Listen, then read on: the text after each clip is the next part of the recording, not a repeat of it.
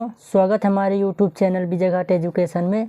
दोस्तों, आज की इस वीडियो में देखेंगे हम भारतीय अर्थव्यवस्था के प्रमुख लक्षणों की व्याख्या कीजिए। इसमें क्या है दोस्तों, भारतीय अर्थव्यवस्था के प्रमुख लक्षणों की व्याख्या कीजिए। दोस्तों, ये BA फर्स्ट ईयर की इकोनॉमिक्स है जो आज प्रथम इकाई का शुरुआत करने वाले हैं। तो दोस्तों, आज की इस वीडियो में हम भारतीय अर्थव्यवस्था के प्रमुख लक्षणों की व्याख्या करेंगे। तो दोस्तों, जो आपका प्रश्न घुमा फिरा के पूछता है पेपर में, तो आपको कंफ्यूज नहीं होना है। चाहे भारतीय अर्थव्यवस्था की विशेषता पूछे या भारतीय अर्थव्यवस्था के लक्षणों की व्याख्या कीजिए, कुछ भी पूछे आपको वही लिखना है। भारतीय यानी भारत में अल्प विकास या लक्षण की विशेषता। तो दोस्तों, प्रश्न आपको इसी तरह आपके मतलब विज्ञान में प्रश्न आएगा। पहला पॉइंट है दोस्तों हमारा, निम्न प्रति व्यक्ति आय। निम्न प्रति व्यक्ति आय अल्प विकसित अर्थव्यवस्था की विशेषता है। जो निम्न प्रति व्यक्ति आय है वो एक अल्प विकसित राष्ट्र की विशेषता होती है। इस दृष्टि से भारत अर्ध विकसित राष्ट्र है, क्योंकि वर्तमान समय में यहाँ प्रति व्यक्ति आय क्या है, $250 है। और इस आय श्रेणी के राष्ट्रों को अर्ध विकसित राष्ट्रों की श्रेणी में रखा जाता है। यानी जो देश $250 यानी जो देश वर्तमान समय में $250 प्रति व्यक्ति आय है, वो कौन सी श्रेणी में रखा जाता है, एक अल्प विकसित राष्ट्र में रखा जाता है। फिर दोस्तों, हमारा सेकंड पॉइंट है कृषि की प्रधानता। क्या है सेकंड पॉइंट, कृषि की प्रधानता।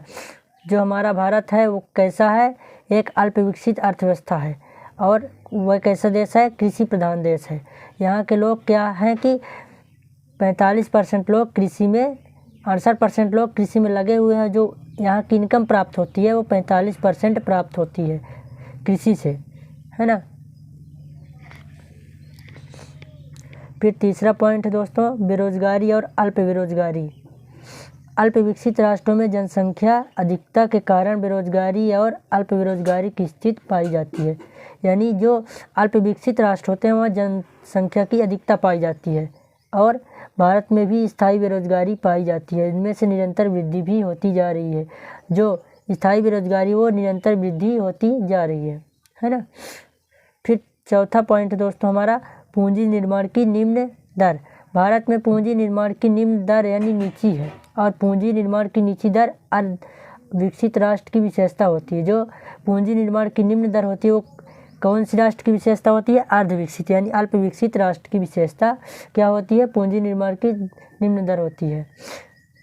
जहाँ पूंजी निर्माण की निम्न दर हो वहाँ समझ लेना चाहिए कि वो कैसा देश होगा, अल्प विकसित राष्ट्र होगा, है ना।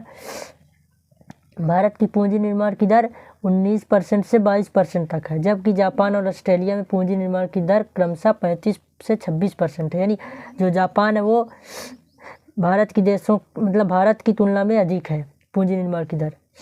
फिर पांचवा पॉइंट दोस्तों, कुशल श्रमिक एवं तकनीकी ज्ञान का अभाव। यानी जो हमारे देश में भारत में कुशल श्रमिक एवं तकनीक का ज्ञान का अभाव पाया जाता है।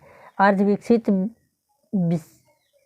अर्थव्यवस्था तकनीक पिछड़ेपन में त्रस्त रहती है। जो अर्ध विकसित अर्थव्यवस्था होती है वो तकनीक में पिछड़ेपन में त्रस्त रहती है। यद्यपि भारत में योजना काल में तकनीकी ज्ञान की उन्नति हुई है, लेकिन फिर भी भारत में प्रयुक्त तकनीक स्तर अनेक दशाओं में विकसित देशों की नीचा है। यानी जो विकसित देश है उसकी तुलना करें हम तो तकनीक के क्षेत्र में अभी भी पिछड़ा हुआ है ना।